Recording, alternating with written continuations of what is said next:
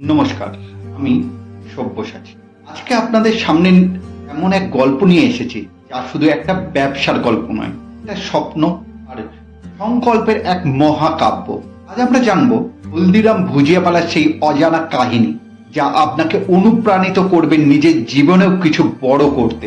চলুন ফিরে যাই 1919 সালের রাজস্থানের বিকানে, এক ধূলিধূসরিত শহর যেখানে গরম বাতাস যেন আগুন ছড়াতো। সেখানে এক সাধারণ পরিবারে জন্ম নিলেন গঙ্গা ভীষণ আগরওয়াল। আদর করে ডাকা হতো হলদিরাম। হলদিরাম ছোটবেলা থেকেই ছিলেন একটু ভিন্ন ধরনের। সারা শহরে তখন ভুজিয়া মানে ছিল মোটা মোটা দানার একঘেয়ে খাবার, কিন্তু হলদিরাম ভাবলেন আমি এমন এক ভুজিয়া বানাবো যা খেলে মানুষের মুখে থাকবে হাসি আর মনে থাকবে চিরকাল। তখন তার বয়স মাত্র 11 বছর। প্রথম উদ্ভাবন ছিল অত্যন্ত সূক্ষ্ম এবং অতীব কুড়কুড়ে ভুজিয়া তৈরি করা। তিনি মেথি ডাল দিয়ে নতুন রেসিপি বানালেন।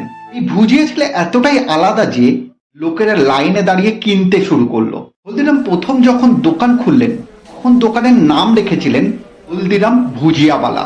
সেটি ছিল তার নিজের নামের সাথে তার আবিষ্কৃত বিশেষ ভুজিয়ার সম্মান। তার প্রথম দিনের বিক্রি মাত্র 5 টাকা।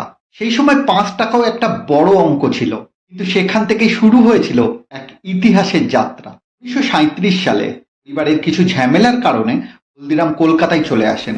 নিজের ভুজিয়া আর হাতে করা কিছু মিষ্টির বাক্স নিয়ে শুরু করলেন নতুন করে একটা ছোট্ট দোকান নিয়ে। তখনই তিনি বুঝলেন কলকাতার বাঙালি সংস্কৃতি স্বাদের সাথে মানিয়ে নিতে হলে খাবারের টেস্টে সামান্য পরিবর্তন আনতে হবে। তিনি তৈরি করলেন নিমকি, খাস্তা কচুরি, রসগোল্লা এবং অবশ্যই ভুজিয়া, কিন্তু একটু মিষ্টি মশলাদার চাট দিয়ে।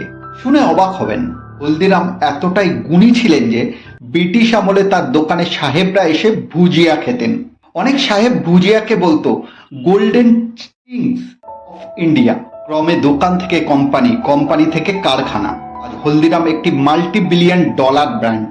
ভারতের মধ্যে প্রায় 70টিরও বেশি শহরে কারখানা, হাজার হাজার কর্মী, আর পণ্য রপ্তানি হয় সারা পৃথিবীতে।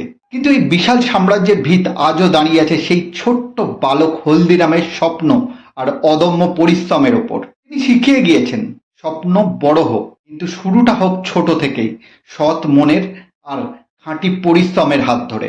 এই ছিল হলদিরাম ভুজিয়াওয়ালার অবিশ্বাস্য জীবনের কাহিনী, একটি গল্প যা আজও আমাদের শেখায় যদি মন থেকে চাই তাহলে কোনো স্বপ্নই অসম্ভব নয়।